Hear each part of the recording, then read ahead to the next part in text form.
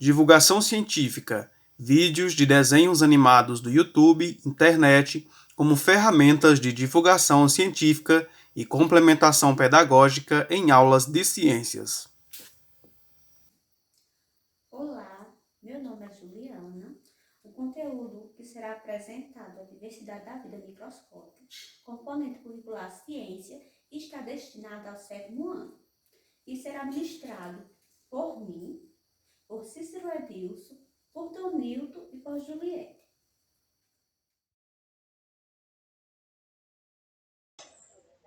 Doenças negligenciadas. Doenças negligenciadas não são só doenças que prevalecem em condição de miséria.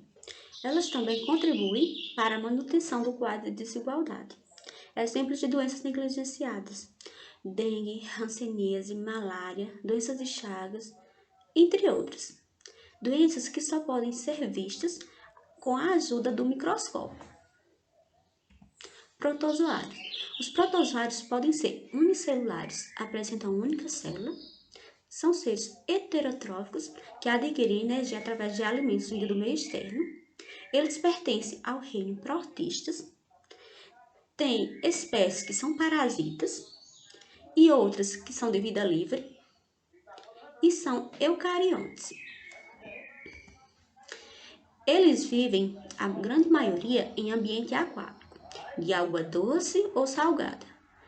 Tem espécies que habitam também a terra úmida ou a lama. Processo de reprodução. O seu processo de reprodução ocorre através da fissão ou divisão binária, onde uma célula vai dar origem a duas com as mesmas características. Como nessa ilustração, uma célula ela vai crescer, vai se dividir em duas, e cada uma dessas que foram originadas vai apresentar as mesmas características da original. Doenças. Os protozoários podem causar doenças, entre elas as principais são doença de Chagas, malárias, giardíase e hemarbíase. A hemarbíase ela é causada pelo protozoário Entamoeba histolítica e esse protozoário é adquirido através da água, frutas e verduras contaminadas. Ao contaminar, ele vai se estabelecer no intestino, causando lesões e se caracteriza por diarreia com sangue. A giardíase, assim como a miarbíase, ela contamina através da água, verduras e frutas contaminadas. Mas, nesse caso, já é causada por outro protozoário conhecido como Giardia lamblia. As pessoas doentes vão apresentar diarreia e dores abdominais. Malária.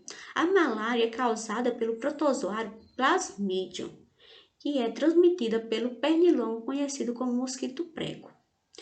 Ele vai permanecer no sangue humano e vai liberar toxinas, causando febre e mal-estar em intervalos regulares. Doenças de Chagas. A doença de Chagas é transmitida pelo protozoário Trypanosoma cruzi, que é transmitido pelo barbeiro. Por que esse nome? Porque ele costuma picar o rosto das pessoas.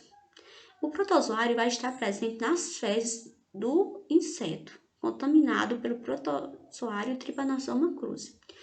E quando entra em contato com o local da picada, irá infectar seres humanos e animais.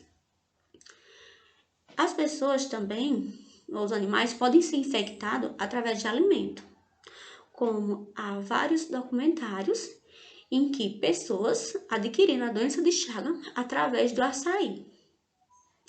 Uma vez que se estabelece no organismo, ele irá agir no músculo do coração, causando grandes danos a esse órgão. Os protozoários podem ser classificados de acordo com a locomoção. Eles podem ser ciliados, apresentam cílios.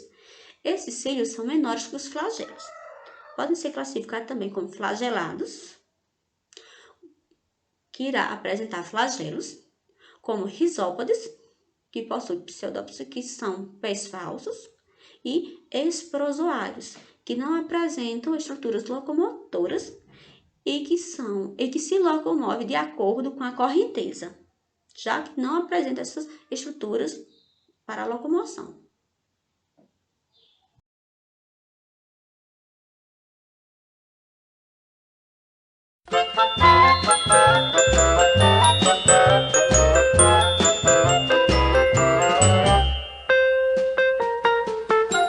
Olá, crianças! Oi, seu Juca, tudo bem? Eu vou bem. O que a gente vai ver hoje, hein, seu Juca? Hoje a gente vai falar sobre uma doença perigosa. Ih, mais uma doença. Pois é, vamos até o professor Saúde para ele explicar pra gente sobre essa doença, que é a doença de Chagas. Então vamos lá. Olá, pessoal! Olá, crianças! Hoje vamos falar do barbeiro. Ah, eu conheço um barbeiro. Como assim? É o seu Zé lá da esquina, ele é um barbeiro. Não, criança. Esse seu Zé tem a profissão de barbeiro. Corta cabelos e barbas. O que nós vamos falar é um inseto. Inseto? Sim, e muito perigoso para a nossa vida. Credo, que bicho é esse? O barbeiro é um inseto que vivia no mato há muito tempo atrás e não oferecia nenhum perigo ao ser humano. Acontece que nós fomos desmatando as florestas e acabamos com o habitat desse inseto. Nossa, e aí ele ficou com raiva? Não, na verdade ele ficou sem lugar para morar e acabou descobrindo um jeito de vir morar bem perto da gente. E com isso trouxe junto com ele uma doença terrível chamada doença de Chagas. Nossa, que coisa terrível! Pois é, lugar onde tem barbeiro, até os animais são infectados e acabam colocando ainda mais em risco a vida da gente. Puxa, professor, que inseto mais malvado esse, hein? Nossa! Ele chupa sangue de gente e de bicho, então ele acaba contaminando tudo. Gatos, cachorros, pequenos animais silvestres que vivem na roça e acaba chegando ao ser humano também. Quando ele pica para chupar sangue, ele acaba fazendo cocô na pele da gente. Aí dá uma coceirinha e quando a gente coça, acaba espalhando o cocô do barbeiro no lugar da picada. Nossa, professor, que coisa nojenta! E perigosa! Nas fezes do barbeiro existe um bichinho chamado Trypanosoma cruzi, que entra no sangue da gente e causa a doença de Chagas, que ataca o coração, o esôfago e o intestino pro resto da vida. Essa doença não tem cura e ela faz com que os órgãos atingidos comecem a crescer e a inchar, e acabam matando as pessoas que têm essa doença. Nossa, e o que a gente sente? Uma boa pergunta! Quando você sentir que foi picado, olhe bem se tem algum tipo de tumor no local da picada. A pessoa doente com mal de Chagas tem inchaço nas pálpebras do olho, febre baixa que dura muito tempo, sente um mal-estar e falta de apetite, e se sente cheio e enjoado porque o baço e o fígado aumentam de tamanho. O coração bate mais acelerado e aparecem inchaços pelo rosto e pelo corpo. Quem está com algum desses sintomas tem que procurar urgente um médico e observar se a casa ou nas redondezas pode ser um habitat do barbeiro. Mas onde ele mora?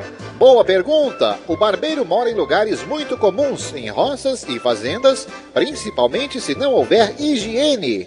Ele invade as casas rurais, ataca os animais domésticos e, se não for eliminado logo, acaba contaminando as pessoas. Nos paióis e despensas de fazendas, onde geralmente existem muita coisa acumulada e buracos nas paredes, que às vezes nem são rebocadas, ele acaba colocando seus ovos e se criando ali mesmo. Também em galinheiros, no meio das palhas, nos ninhos das galinhas e nesses lugares escurinhos onde a gente nem imagina que estão as ameaças à nossa vida. Por isso os galinheiros devem ser feitos bem longe das casas. Limpar sempre atrás dos quadros e calendários dependurados nas paredes e limpar bem a cama, o colchão, por baixo do colchão, do estrado, enfim, fazer uma limpeza geral. Ao dormir sempre é bom ter um cortinado. Evitar montes de lenhas, telhas, madeiras ou outros entulhos perto da casa. E quando você perceber que pode ter barbeiros na redondeza, chame os agentes de saúde. Eles são preparados para combater com remédios e inseticidas e sabem muito bem como acabar com essa praga que ataca o ser humano e causa muito mal à saúde. Deixe e colabore sempre para que o agente de saúde aplique inseticida em sua casa, nos galinheiros, paióis, galpões, depósitos de lenha e nos pequenos buracos onde o barbeiro se esconde de dia. Se todos nós juntarmos nossos esforços, ficarmos atentos e fizermos o que precisa ser feito, estaremos todos garantindo a nossa saúde e a de todos. E vamos juntos combater essas pragas para que a saúde seja sempre nossa companheira. Pode deixar, professor. Nós todos somos vigilantes da saúde. E fora com todos os barbeiros. É, menos com o seu Zé lá da esquina. Ele é barbeiro, mas só de profissão. Essa é boa, crianças.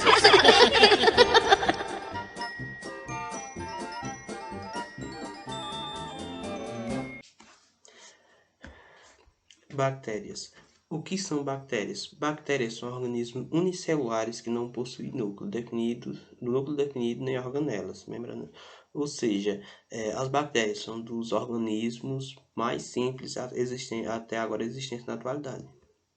Como se dá o meio de classificação? Seu meio de classificação se dá de acordo com seu formato, sendo dos mais diversos. Como, por exemplo, você pode encontrar bactérias esféricas, como coco, e ao mesmo tempo você pode encontrar alguns outros tipos em espiral, como molas, e algumas agrupadas, como em colônias. Mas não significa que aquele agrupado de bactérias seja uma bactéria só, não. Aquele agrupado de bactérias, cada uma são bactérias diferentes.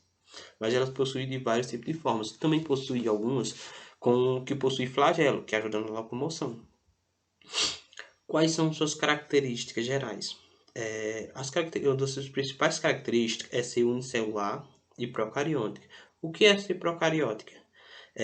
Que não possui membrana nuclear. Seu núcleo fica disperso no citoplasma.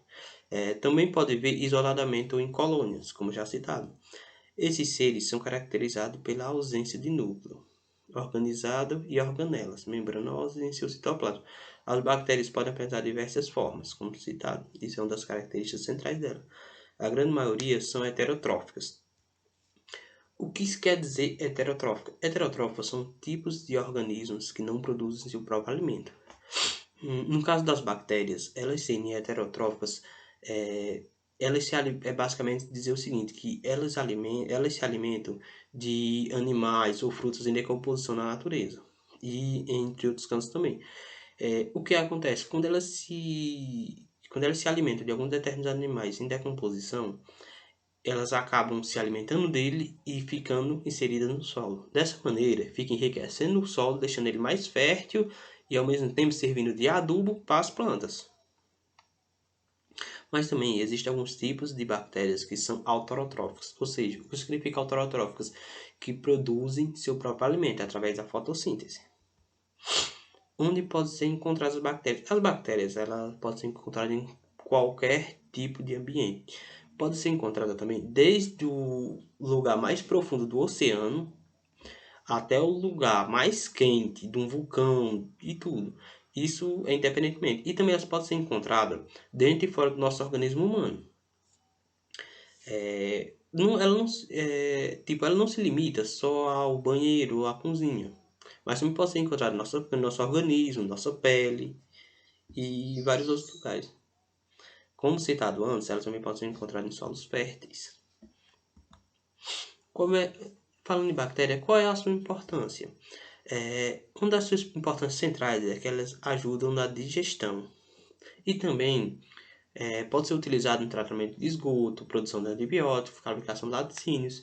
Vale destacar, na fabricação de laticínios, elas são responsáveis pelo o leite ficar coalhado, que a partir daí é que produzem queijo. Mas também tem muitas pessoas que as utilizam para a fabricação de iogurte também. As bactérias, elas não são somente organismos causadores de doenças, vale destacar, mas também elas podem contribuir de vários tipos de formas para a qualidade do ambiente e de vida de diversas espécies. Porque, um exemplo, se as bactérias não existissem e não ocorresse a decomposição, os corpos levariam mais tempo e talvez não ocorreria a transformação daquele corpo e elas se alimentassem dele para transformar em adubo. Ou seja, o solo também seria menos enriquecido e poderia ser até infértil.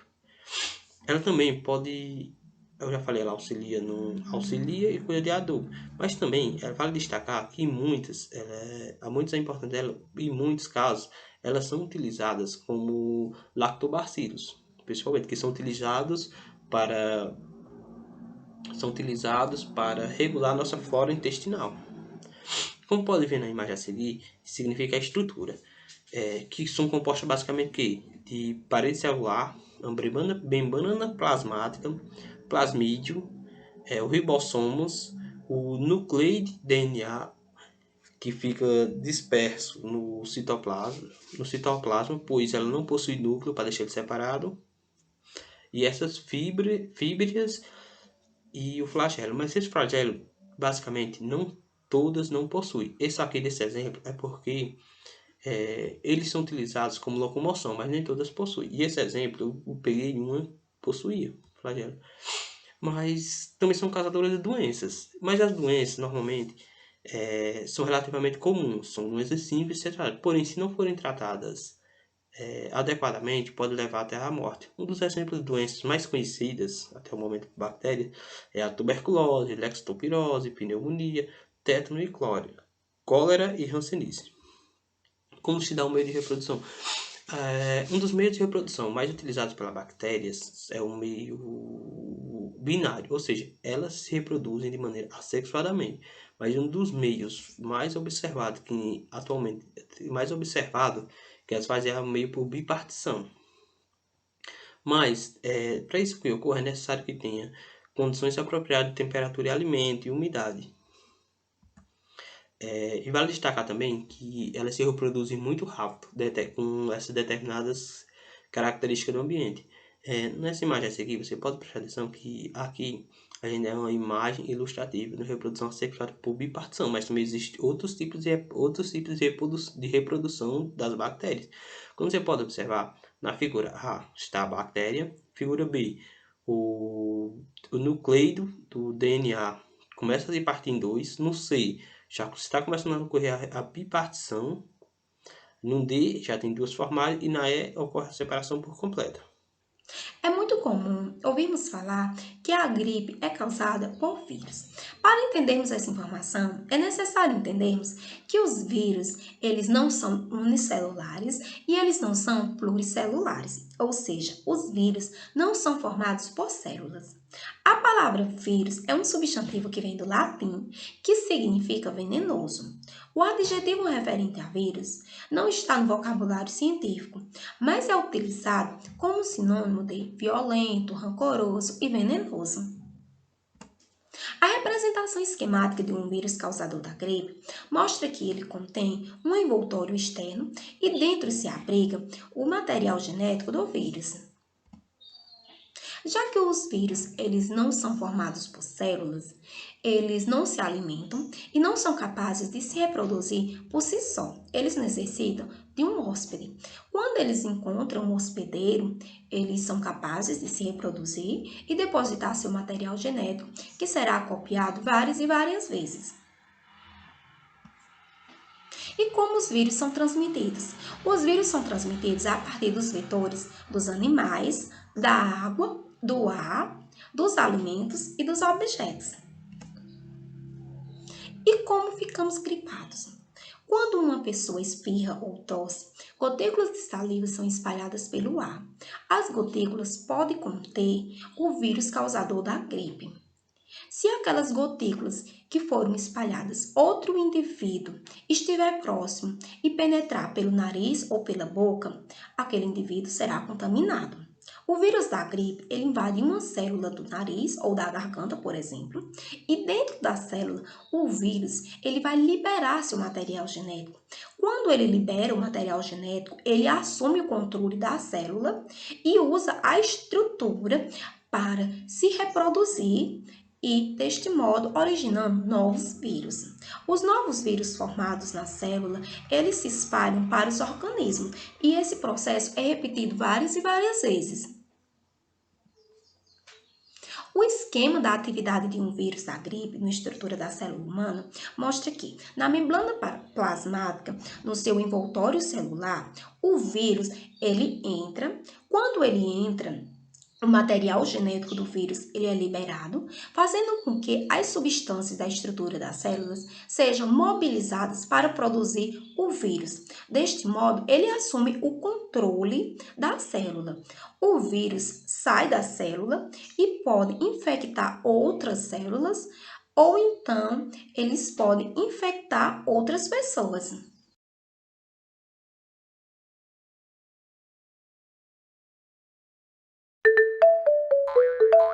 Smile and Learn! Olá! Esta equipe está fazendo uma pesquisa sobre os vírus e as bactérias. Você pode ajudá-los a identificar as semelhanças e as diferenças entre os dois?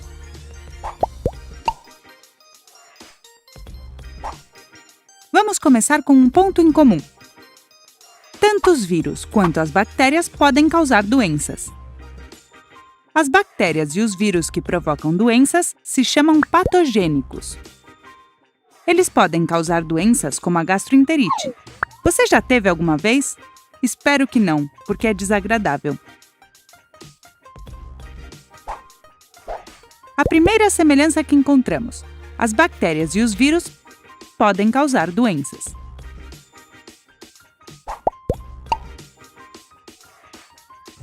Tanto os vírus quanto as bactérias são transmitidos com muita facilidade pelo contato com os objetos, com o ar, com a comida e com a água.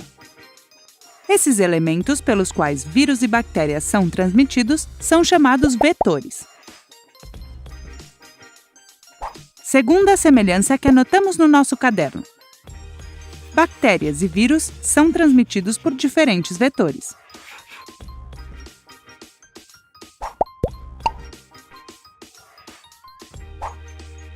As bactérias são células procariontes, que realizam as 3 funções vitais de nutrição, relação e reprodução por si mesmas, razão pela qual são consideradas organismos vivos.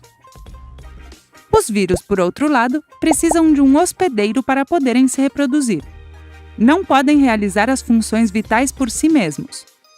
Por isso, são considerados organismos não vivos.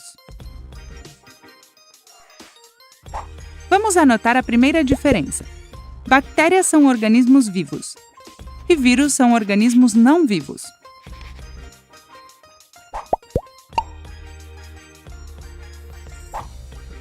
Os vírus são muito menores que as bactérias.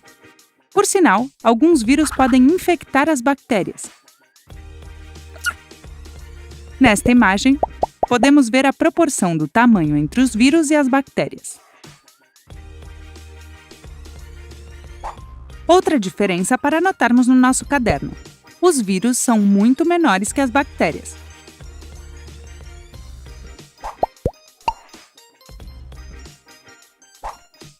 Se compararmos a estrutura de um vírus com a de uma bactéria, encontraremos várias diferenças. Os vírus não têm organelas, e as bactérias sim.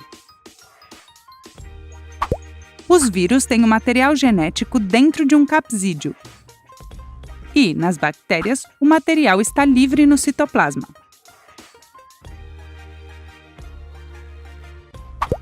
As bactérias têm flagelo e os vírus não. Alguns vírus podem ter um invólucro de proteínas e as bactérias são revestidas por uma membrana celular. Outra diferença que temos que anotar: a estrutura.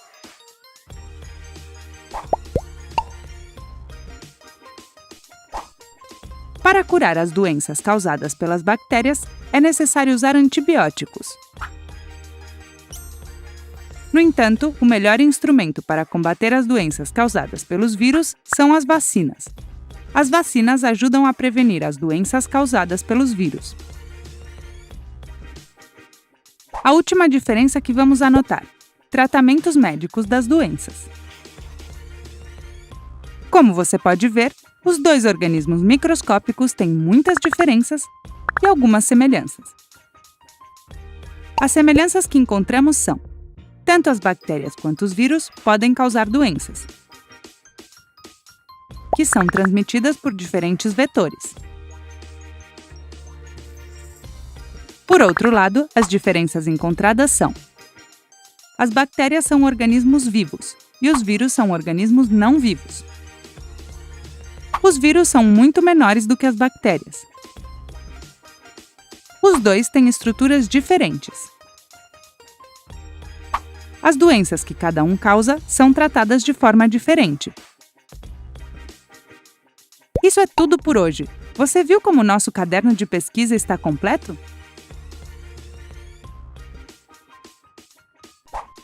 Esperamos você para as próximas pesquisas.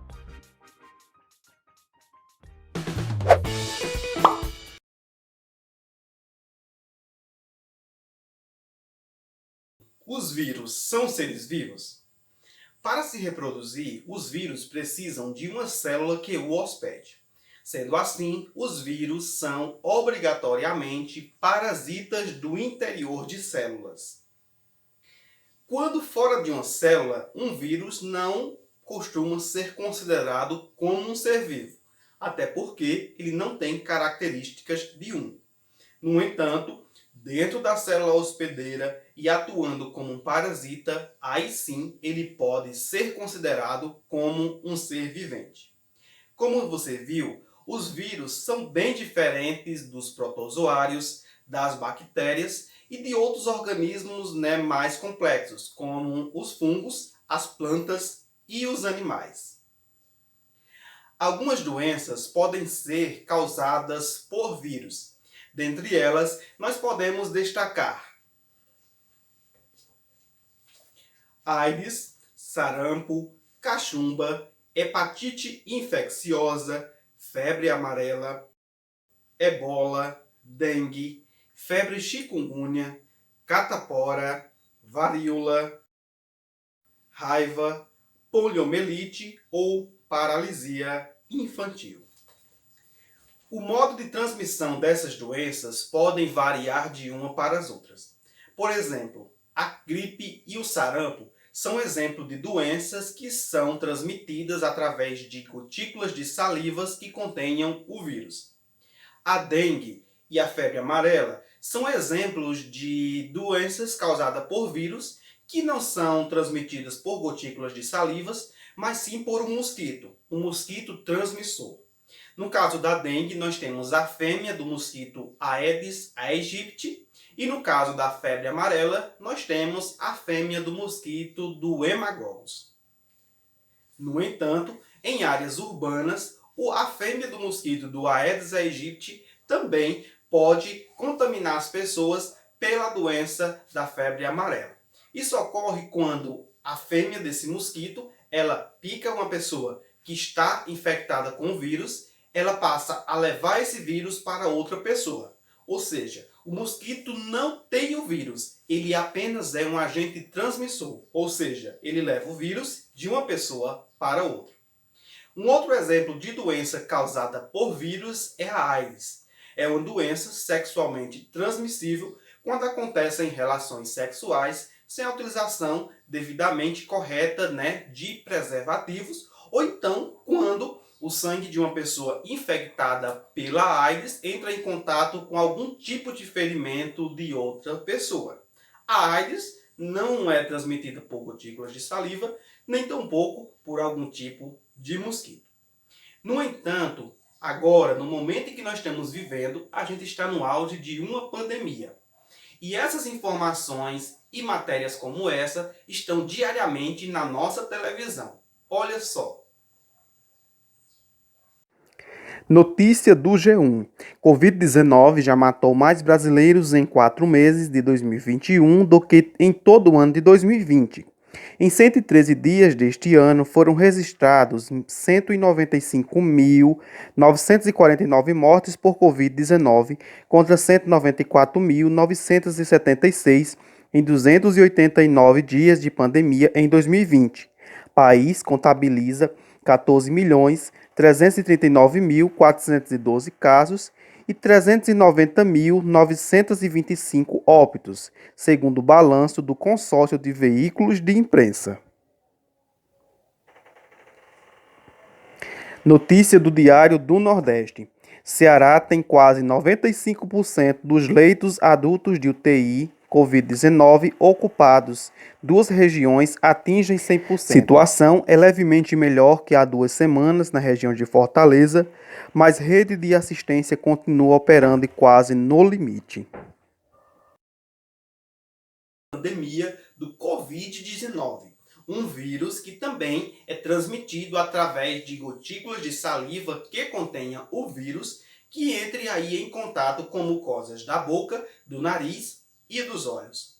Covid-19 quer dizer co de corona, vi de vírus e 19 porque é o ano que foi descoberto.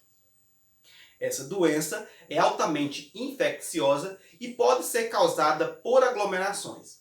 No entanto, as aglomerações também podem transmitir outras doenças que, assim como a gripe, o sarampo e a cachumba, por exemplo, são transmitidas por gotas de saliva. No momento atual, nós falamos muito em distanciamento social, utilização de máscaras, mas isso sempre foi uma regra porque muitas doenças são causadas e transmitidas justamente pelas aglomerações. Um vídeo chamado Que é Coronavírus, da plataforma YouTube do canal Smile and Learn. Smile and Learn! Olá, amigos! Como vocês estão? Eu tenho certeza que vocês já ouviram falar do coronavírus, porque ultimamente não se fala de outra coisa. Eu procurei algumas informações sobre o que já sabemos até agora para explicar para vocês. Porém, ainda temos muitas perguntas sem resposta. O Covid-19 é uma doença causada por um vírus da família do coronavírus. Este vírus é o que causou a pandemia de 2020. Uma pandemia é uma nova doença que se espalha pelo mundo todo e afeta muitas pessoas. Até agora, vimos que este vírus pode se propagar muito facilmente por vetores, como objetos com os que estivemos em contato, através de espirros e da tosse. Isto pode fazer com que muita gente fique doente durante este processo. Por isso se disseminou pelo mundo. O importante agora é cuidarmos de nós mesmos e dos outros. É por isso que muitas medidas foram tomadas. Para evitar a propagação do vírus, é aconselhável seguir as normas de higiene. Lavar as mãos com frequência ou usar gel hidroalcoólico. É assim que a capa que protege o vírus se rompe. Quando ela é eliminada, o vírus não pode infectar as células. Ter cuidado com os objetos que tocamos e evitar tocar o rosto. Manter uma distância segura das outras pessoas para cuidar de você e delas. Se você usar máscara, tenha cuidado para não ficar mexendo nela quando já estiver no seu rosto. A máscara tem que cobrir a sua boca e o seu nariz. Quando tossir ou espirrar, cubra a boca com o cotovelo. A pesquisa é muito importante para poder tirar todas as nossas dúvidas. Além disso, temos que agradecer a todas as pessoas que estão trabalhando e ajudando para que possamos voltar à normalidade. Você quer ser um super-herói? Respeite as medidas de prevenção para se proteger. Se você estiver se sentindo mal, avise os seus pais ou os seus professores.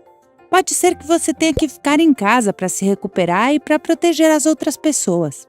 Se tiver alguma dúvida ou estiver nervoso, fale com a sua família ou com seus professores, que com certeza eles poderão te ajudar.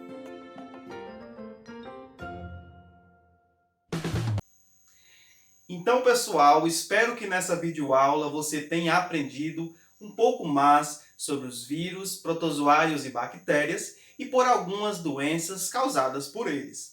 Para melhorar cada vez mais e aumentar os seus conhecimentos, leia o livro didático, procure outras informações complementares e boa sorte nos seus estudos. Obrigado pela atenção e até a próxima. Tchau, pessoal!